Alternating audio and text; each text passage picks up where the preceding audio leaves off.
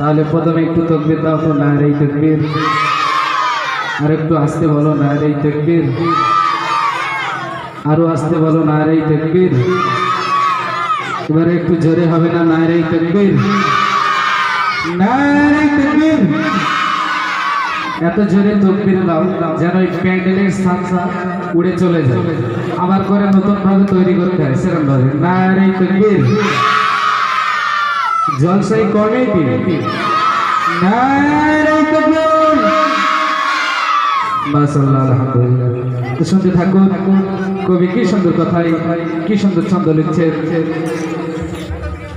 আমার জীবন আমার মায়রা, আমার জীবন আমার মায়রা, ইলাহি তোমারি জন্যে, আমার চালা আমার বালা, ইলাহি তোমারি জন্যে, আমার জীবন আমার মায়রা, আমার জীবন আমার মায়রা, ইলাহি তোমারি জন্যে, আমার চালা আমার বালা, আমার চালা আমার বালা, ইলাহি তোমারি জন্যে, আমার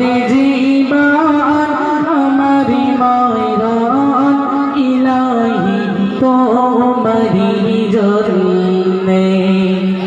প্রথম ছন্দে প্রিয় কবি অতি সুন্দর ভাষায় কি সুন্দর ছন্দ লিখতে শুনবে। এই মসজিদে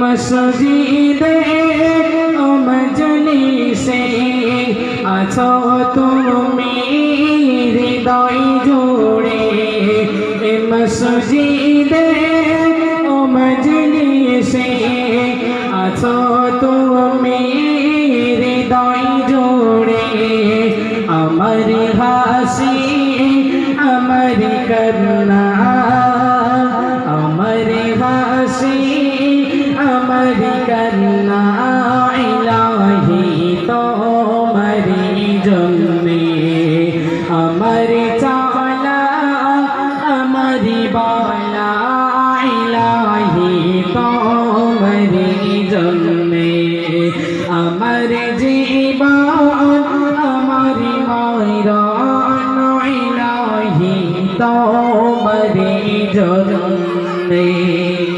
তারপর অতি সুন্দর ছন্দ শুনবে। তোমার নিশ্বাস,